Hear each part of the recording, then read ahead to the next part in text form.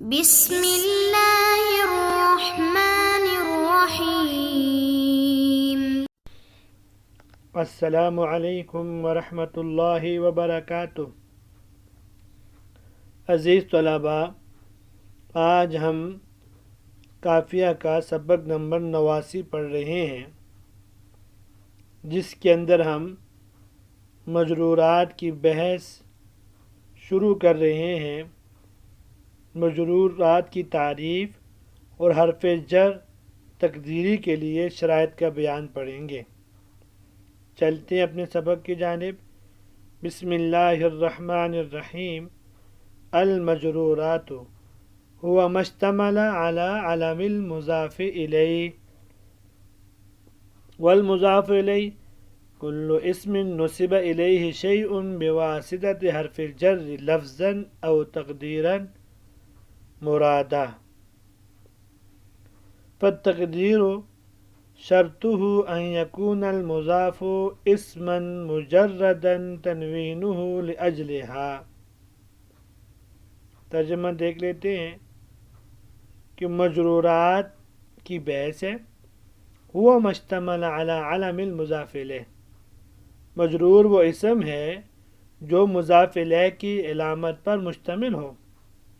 والمضاف الیہ کل اسم نسب الیہ شیء بواسطة حرف جر لفظا او تقدیرا مرادا، اور مضاف الیہ ہر ایسا اسم ہے جس کی طرف کسی چیز کی حرف جر کے واسطے سے نسبت کی گئی ہو، خواہ حرف جر لفظوں میں موجود ہو یا مقدر ہو، اس حال میں کہ حرف جر جو مقدر ہے وہ مراد ہو۔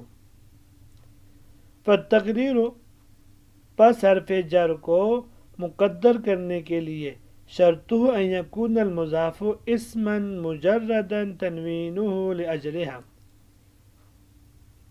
شرط یہ ہے کہ مضاف ایسا اسم ہو جس کو تنوین سے خالی کر لیا گیا ہو اضافت کی وجہ سے۔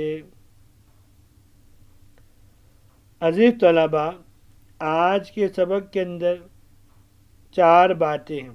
مجرورات کی لفظ مجرورات کی وضاحت، مجرورات کی تعریف، مضاف الیہ کی تعریف اور اس کی وضاحت، اور چوتھی بات حرف جر تقدیری کے لیے شرائط کا بیان۔ المجرورات، یہ مجرور کی جمع ہے اور اس کی تفصیل المرفوعات کی بحث میں گزر چکی۔ المجرورات کو 2 وجہ سے جمع کے صیغے کے ساتھ ذکر فرمایا، ورنہ مجرور تو صرف ایک ہی مضاف الیہ ہوتے ہیں، لہذا ہونا یہ چاہیے تھا کہ اس کو مفرد کی صورت میں لے کر آتے۔ جمع کے صیغے ساتھ لانے کی شارحین نے 2 وجہ بیان فرمائی۔ پہلی وجہ یہ، اس سے قبل المرفوعات اور المنصوبات جمع کے صیغوں کے ساتھ ہیں، اس کے ساتھ محض مشاکلت کی وجہ سے یہاں المجرورات جمع کے صیغے کے ساتھ لے کر آئے۔ دوسری وجہ یہ کہ مجرور واقعی میں صرف ایک مضاف الیہ ہوتا ہے، لیکن اس مجرور کی پھر کئی قسمیں ہیں، تو ان قسموں کی طرف اشارہ کرنے کے لیے مجرورات جمع کا صیغہ لے کر آئے ہیں۔ مجرورات کی تعریف، یہ دوسری بات آج کے درس کی۔ ہوا ما اشتمل علی علم المضاف الیہ، صاحب قافیہ فرماتے ہیں کہ مجرور وہ اسم معرب ہے جو مضاف الیہ کی علامت پر مشتمل ہو، اور آپ جانتے ہیں کہ مضاف الیہ کی علامات 3 ہیں۔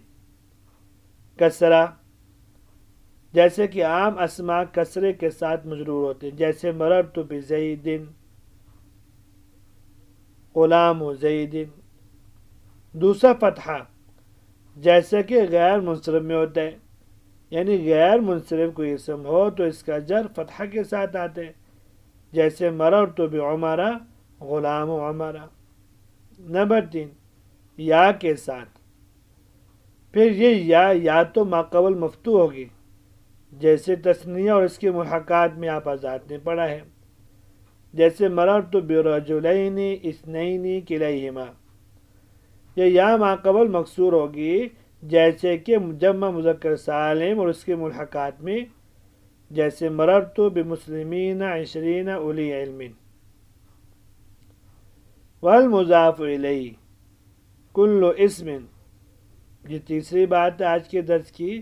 یہاں سے صاحب کتاب رحمہ اللہ مضاف الیہ کی تعریف بیان فرما رہے ہیں کہ مضاف الیہ وہ اسم حقیقی یا اسم حکمی ہے جس کی طرف کسی چیز کی نسبت کی گئی ہو حرف جر کے واسطے سے، خواہ وہ حرف جر لفظوں میں ہو جیسے مررت بزید، یا حرف جر تقدیری ہو یعنی اس کا اصل لفظوں میں باقی ہو جیسے غلام زید، یا اصل میں تھا غلام لزیدن۔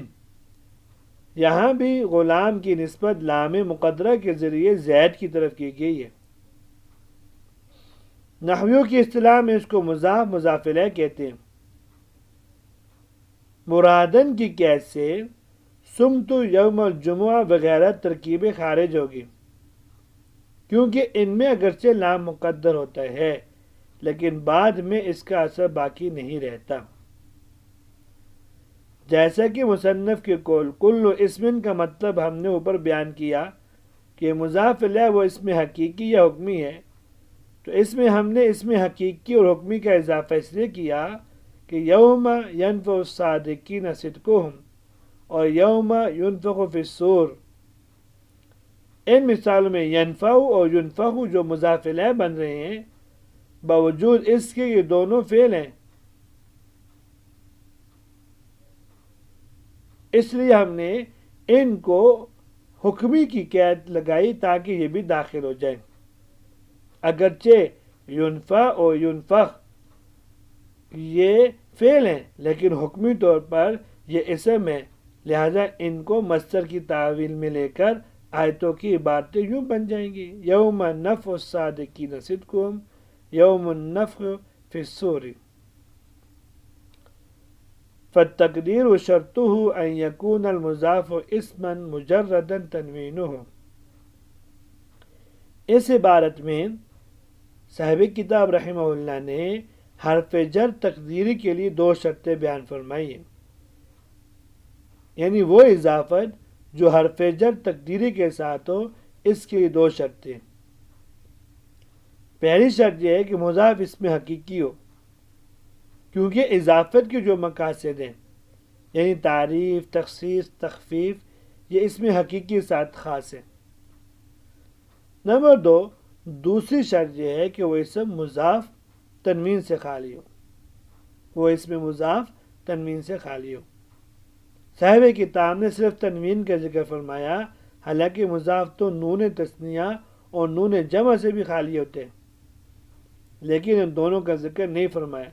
یہ اس لیے کہ تنوین ان سب میں اصل ہے اور نونین اس کی فرع ہے، تو اصل کے ذکر سے فرع خود بخود اس کے ضمن میں آ جاتے ہیں۔ مضاف کا تنوین اور دونوں نونوں سے خالی ہونا اس لیے ضروری ہے کہ یہ تینوں چیزیں اسم کے تمام ہونے پر دلالت کرتی ہیں، اور اسم تام وہ ہوتا ہے جس کی آگے اضافت نہ ہو سکے، یعنی وہ انفصال کو چاہتے ہیں، اور مضاف الیہ اتصال کو۔ تو معلوم ہوا یہ دونوں ایک ساتھ جمع نہیں ہو سکتے، لہذا اس میں تام سے تنوین یا نونین کو گرا کر اس کی تامیت کو ختم کر دیں گے، تو ان دونوں کا جمع ہونا ممکن ہو جائے گا۔ تو ان دونوں کو جمع کرنے کے لیے نون تنوین، نون تثنیہ اور نون جمع کا حذف کرنا واجب ہے۔ لأجلہا فرما رہے صاحب کتاب کہ مضاف سے تنوین وغیرہ گرانے کا بعد یہی اضافت ہو، جیسے غلام زیدن اور زاربان سے زاربا زیدن اور زاربون زیدن سے زاربو زیدن، لیکن وہ تنوین و نونین جو اضافت کی بجائے کسی اور وجہ سے گرائے گئے ہوں تو ہماری بحث میں شامل نہیں ہوگی، جیسے غلامن سے تنوین الغلام کہہ کے اڑا دے، تو الغلام زید نہیں کہا جا سکتا، اگرچہ الغلام تنوین سے مجرد ہے لیکن اس کی تجرید کا باعث اضافت نہیں ہے بلکہ الف لام ہے۔ اسی طرح ضاربن سے الضارب کہہ کر الضارب زیدن نہیں کہہ سکتے۔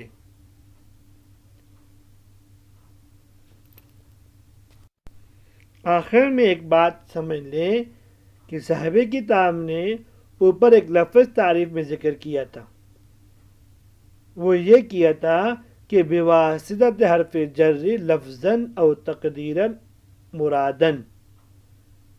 مرادن کا مطلب یہ ہے کہ حرف جر تقدیری کا اثر معنی میں تو نہ ہو، البتہ لفظوں میں ہو، اس طور پر کہ اس کے عمل یعنی جر کو لفظوں میں باقی رکھا گیا ہو۔